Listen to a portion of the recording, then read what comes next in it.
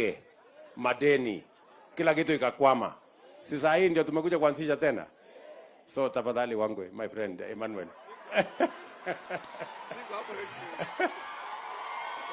Mnasema tuendelee na Wangwe? Tuendelee na Wangwe? Si nyinyi ndio mnaajiri watu? Hii ndio mwenye kuandika kalamu huyu mtu. Sasa nyinyi amri yenu ni gani? Afanye na Hasla? Afanye na mimi huyu jamaa? Bas, amri imetoka.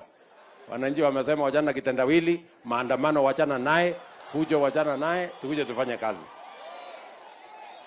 Tumekubaliana jameni? So otherwise nyinyi vijana, juzi tumeanzisha mambo ya affordable housing hapa Kakamega. Mnanielewa? Na nitarudi hapa tena because tunataka kuanzisha at least between 10 and 20,000 housing units hapa Kakamega. And we need between 20 and 30,000 young people, nyinyi, wa kufanya hiyo kazi. Nyinyi mko tayari kwa hiyo kibarua? Ama nyinyi wale wa kuchagua jembe?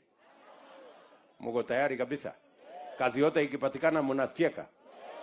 Bas, hiyo kazi tunapanga, na vile vile tumekubaliana tunapanga pia ajira in different other categories so that tuendelee pamoja.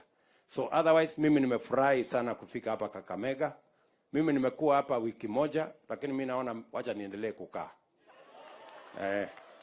Mpaka munizoee kabisa. Mimi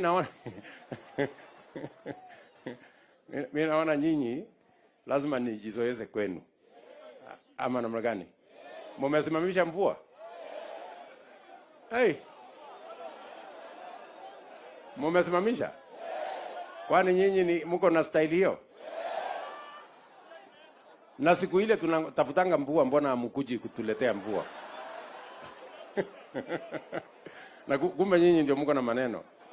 Nitakuwa natuma Wangwe naambia ile watu mvua, tunataka mvua ndio tuendelee na Kenya. Sawa?